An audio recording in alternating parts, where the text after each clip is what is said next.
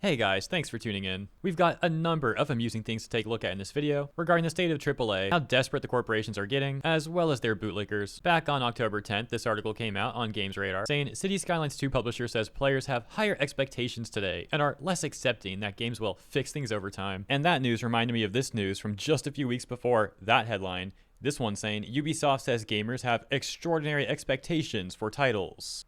And the author saying I'd settle for pretty decent. It gets even worse because that comment was made from Yves Guillemot of Ubisoft during that financial statement thing that we read weeks ago. And so the full quote was like this. In today's challenging market and with gamers expecting extraordinary experiences, delivering solid quality is no longer enough. The nerve of this man to actually pretend like Ubisoft has not been delivering a bunch of Ubislop and that they've been delivering like very solid experiences for gamers. And that the only reason why they're getting criticism for things like Outlaws is because of the gamers' extraordinary expectations. And yeah, as mentioned, around that same time period, we had a similar statement being made by the Cities Skylines 2 publisher, that being Paradox Interactive. And if you don't know, Cities Skylines 2 has been a bit controversial in of itself, having mixed reviews altogether, and even under the recent reviews too, 53% reviews such as 1 year later and the game is still missing integral features. They were literally promised in the promotional material. The economy still doesn't actually function, meaning you will not see goods from your industries travel across your town. Everything just teleports as needed. Your finances make no sense because somehow you just get more money but cannot figure out where it's actually coming from, resulting in there being no way to fail. It's also great to see their CEO literally lie about features of the game before release, and then blame the customers when the reception to their half-baked pile of trash is poor. So yeah, it's just crazy that for years now, these major companies in the AAA space have been delivering subpar products, and that's being generous to call them subpar. But they're not acknowledging that really. They're just saying like, oh, gamers' expectations are just so high now. Feel bad for us. Like those gamers, they're just so needy. On October 5th, we had Delw ER. This is a guy who was associated with Naughty Dog, Rocksteady, Respawn, Sega, etc., etc. This guy started to get a lot of attention back after Palworld had released because he made multiple posts that could be seen as him attacking the devs of Palworld. And since then, it seems like he's defended numerous AAA companies while expressing disdain towards indie gaming companies. And here he's trying to gaslight gamers about Tekken A's monetization. Before we continue, here's some quick context on that situation. Back on October 8th, GameRant provided this summary saying, Tekken 8 faces backlash over paid DLC and monetization, leading to negative reviews. Nugamaki Temple Stage DLC is a separate purchase, sparking controversy among fans. Despite positive aspects like gameplay and visuals, the game's microtransactions draw criticism. Regarding the recent influx of negative reviews that Tekken 8 has been getting over all that, here's some people voicing their opinions. Yes, deserved, because half the decisions they're making is crazy. Why would we pay for a stage now when it was free last season pass? Is it to cover up the mid-story content? Also 3 DLCs with all similar mechanics, with Hayachi having the most busted out of all 3, too OP. The base game is excellent, some of the DLC is great, especially the Diva and other lady stuff, but holy smokes, both Street Fighter 6 and Tekken 8 have the stupidest battle pass rewards, so much cringe. Regardless of what you think about the monetization situation with Tekken 8, it's not surprising at all that Delw ER would defend those practices. He writes, Hi, game developers' perspective here. I believe Tekken 8 showcases how some game fans are creating conditions for their favorite games to disappear. Here's why. Tekken 8 on paper is an astonishingly risky bet. It's almost delusional on paper and can only survive with every current Tekken player throwing $5 at it every 3 to 4 months or aggressive growth.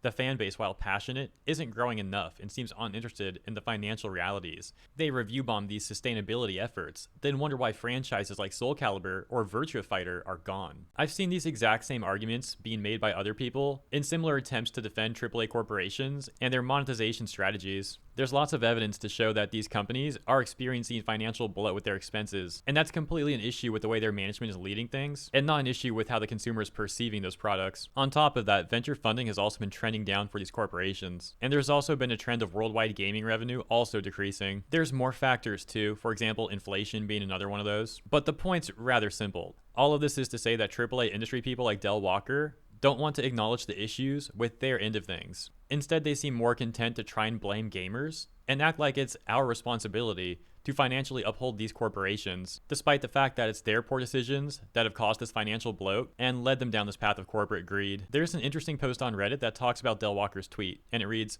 Why do some people treat video games like a charity and not a product?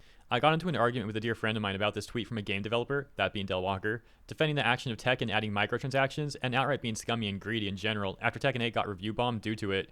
I said that the review bombing is fair and is the only way the company will listen to its audience, but he said that the fans are in the wrong and shouldn't do that, and agreed with the developer. He ultimately said, I'm not a real fan of the game because I didn't want to support the game financially, and in the future if the game failed, then me and other people like me are the reason for its failure and not the devs or the higher ups. After that, he said that me and my actions could affect video game devs and companies in general. Well, good, they should. I actually don't believe it. How can someone justify paying for microtransactions and battle pass in a game priced at $70+? And if a fan doesn't agree with this, they're the problem and not the developers or the company's higher ups. How is it the consumer's fault and not the people who created the game? A top response to that post reads, abusers often emotionally manipulate their victims to defend them against the victim's best interests. Often the victim isn't aware of it at the time depending on how much control the abuser has over the narrative. The same companies that call gamers racist, etc. for not buying their slop. The same consultancy agencies who promote a fringe political ideology through extortion and threats of abuse from their own political activists. A lot can be learned about this political movement from domestic abuse cases with people who score highly on the dark triad personality traits. Another top response reads, game devs are more likely to defend these shenanigans as they see as something they're owed for all the time and effort they've put into their projects. As such, it's also why they're so confrontational about people criticizing them. How dare these gamers think we shouldn't get paid for what we made? Your friend, on the other hand, reminds me of the extra credits video on the $70 price tag. Basically, they're assuming all the time and money spent on making the game means it's obviously good. And it's the obligation of us to show our support, as that game is made with so much love and care.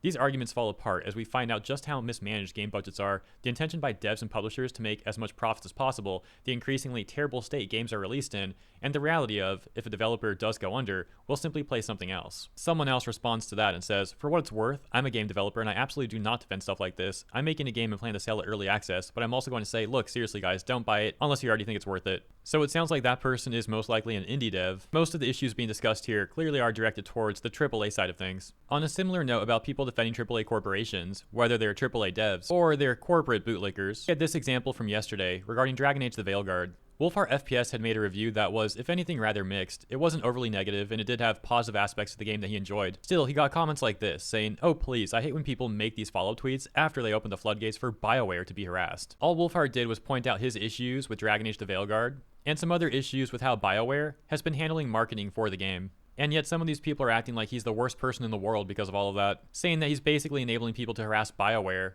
And it's really odd to treat BioWare like that, as if it's not a corporate entity, but instead an individual. An individual that needs protecting from the toxic gamers. Because once again, many of these bootlickers act like we all have a fiduciary duty to prop these corporations up, no matter what mistakes they're making, and no matter how predatory they are towards gamers. Making all of that more bizarre is how when you take a look at the profile of these sort of people, oftentimes they're LARPing as some sort of like online activist or revolutionary, while simultaneously also being some of the biggest corporate defenders you'll ever see on the internet. On October 23rd, there was also this situation with Denuvo of all companies, also trying to play victim here. Throughout their numerous statements, they essentially acted like they were getting abuse from gamers and that they were sick of it, while ignoring any and all of the documented issues that they've brought to certain games. And every single situation that we went over in this video, whether it was the Ubisoft one, the Paradox one, the Tekken one, and this Denuvo one, well, all this stuff occurred in October. Just October of this year. Perhaps all the major losses that AAA companies have been seeing throughout 2024 has really caused these corporations and their bootleggers to go into overdrive this month, running defense for them and damage control. Let me know what you think in the comments, and if you enjoyed my coverage, please consider liking and or subscribing to the channel. As always, appreciate ya, have a great weekend, and I'll see you in the next one.